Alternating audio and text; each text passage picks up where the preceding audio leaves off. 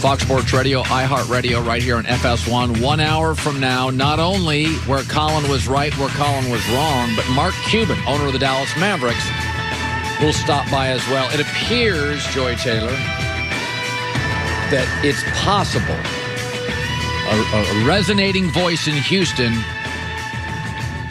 is saying trade Deshaun Watson. There is hope in Houston. You've seen the light. Well, John McClain is a longtime columnist. He's been a columnist of Oilers, Texans for 30 years. And he's covered everything in that town, and everybody reads him. And this morning, he is saying, trade him. And they should. Finally, somebody gets it. Remember how this game works. If you don't trade him for free agency, 2 or 3 teams get a quarterback. If you don't trade him for the draft, another 5 teams get their quarterback. What happens? There's probably only 1 team left that needs a quarterback. There goes your bidding war. I could make an argument.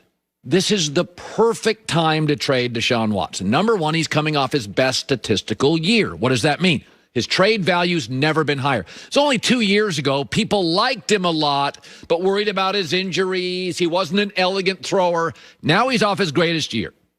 Number 2 is the Jets, Dolphins, and Carolina. You got a bidding war. You have a bidding war. Jets and Dolphins in division don't want to have to face him. They'd rather have him. Number 3, it's a very strong year for quarterbacks in the draft. Next year's a terrible year for quarterbacks in the NFL draft. This year's a great year. Number 4, Deshaun is completely healthy. Remember, and I've said this about Aaron Rodgers. Aaron Rodgers has 1 more injury. Deshaun has another injury. All of a sudden you get that narrative. Well, you know, his trade value, he is getting older. And number 5 is the Texans are rebuilding. They just let go of their center. They just let go of running back Duke Johnson. They've already said Will Fuller's not coming back. You're rebuilding. How do you rebuild? Draft picks. You'd get a boatload. You don't rebuild with free agency because free agents don't want to go to losing teams. So everything lines up. Remember, sometimes you just have to, in life, take the telescope and turn it. The pandemic's a great example. You can look at it every day as an obstacle or look at it every day as an opportunity because you're shut inside to be closer to your family. I mean, how are you going to view it every day?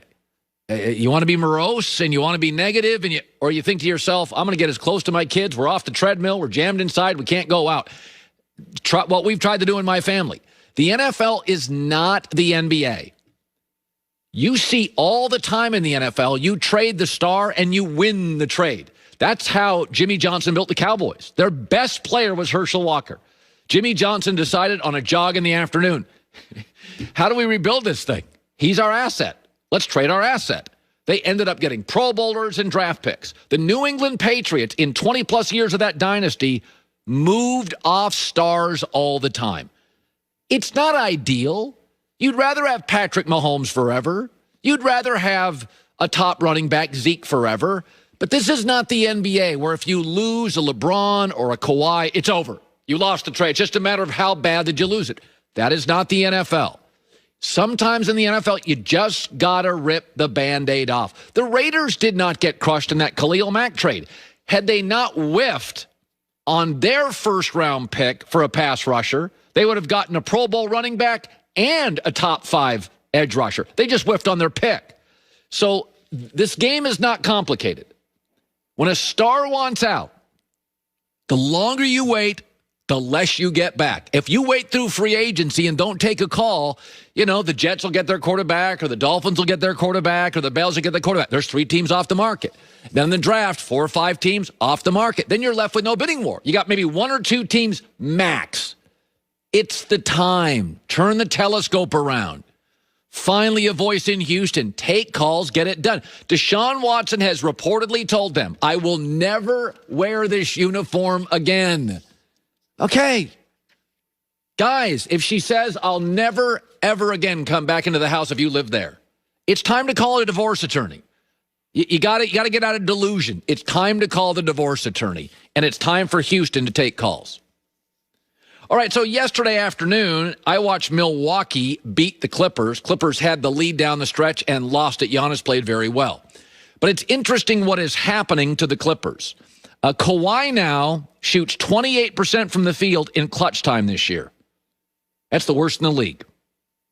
Minimum 25 attempts, worst in the league. Paul George and Leonard were 0-9 in the last 4 minutes. It's interesting with Kawhi.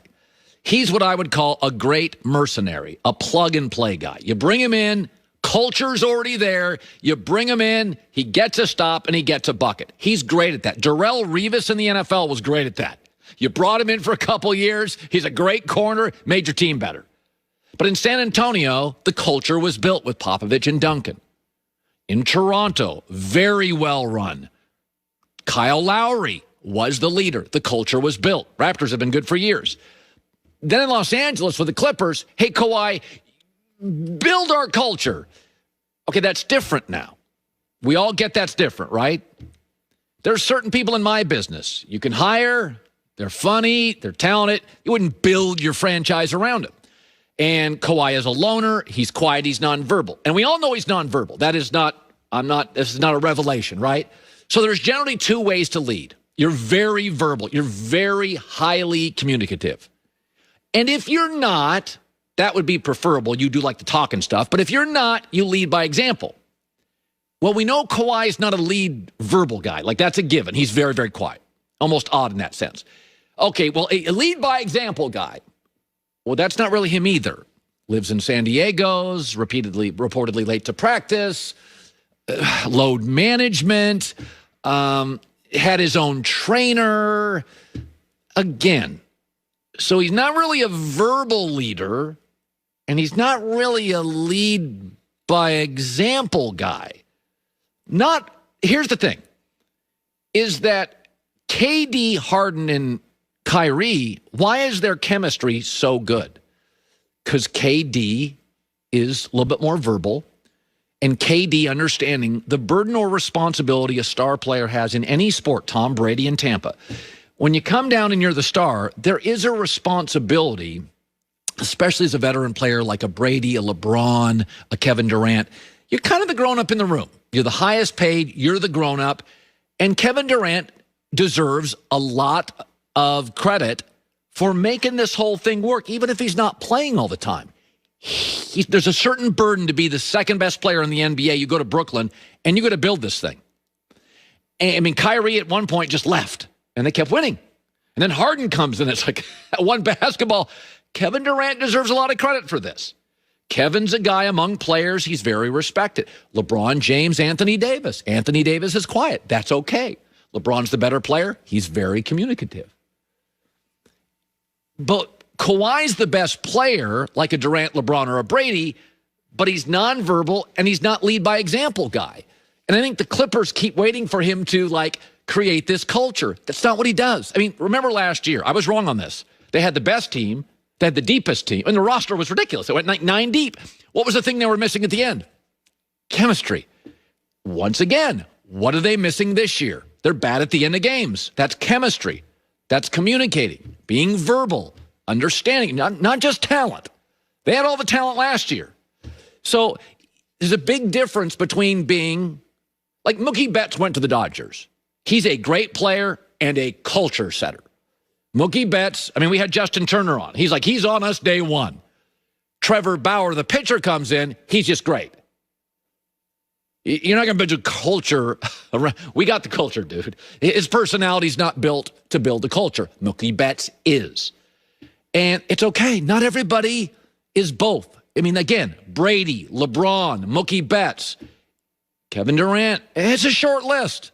It is. I think Steph Curry's got this. It's a short list of great and great culture builder. And I think Kawhi is just great. And we saw it with Anthony Davis. He was great. You don't build your culture around him. He's not physically reliable. Kawhi is not sometimes verbally reliable. He's not physically reliable. So it's interesting to watch the Clippers yesterday, and so far this year, they're kind of melting down at the end of games. I think they brought him in thinking, okay, great player. And by the way, Jerry West, who had a say in this, most of the guys Jerry West brought in, Magic was a great player and a great culture builder. Shaq and Kobe are both guys. They're very communicative, great players. You could build a culture with them. Pau Gasol's another guy, verbal, self-aware. So Jerry West dealt with a lot of guys that were good at that. LeBron James, very much like that. By the way, he was in Golden State. Steph Curry, Kevin Durant, very much like that. Kawhi's not. He's a mercenary. And those guys are great too. But don't expect them to build this alliance in the locker room. Simply not who Kawhi is. All right, so Michael Irvin, former Cowboy great, said it. He put it out there, and I think he's absolutely right. We'll talk about that. Colin right, Colin wrong, top of next hour. Plus, Mavericks owner Mark Cuban. We've all become a bit more familiar with home these days. There's more homeschooling. A lot of us have been working at home for long stretches. Now, thanks to Cremo, C-R-E-M-O, Cremo barber-grade products, you can get the barber-grade experience at home. Relieve beard itch, style, soften that coarse facial hair with Cremo beard care products. Variety of scents, cedar forest, wild mint. They have Cremo shave cream. It's like silk. Used it this morning. Gives you a close, comfortable shave while fighting razor burn. They have hair care products at Cremo, barber-grade hair care products, uncommon look and scents. Create your own Cremo, C-R-E-M-O, Cremo barber-grade experience at home today. Real easy. Upgrade to barber-grade at major retailers, Amazon, and CREMO, Cremo Company.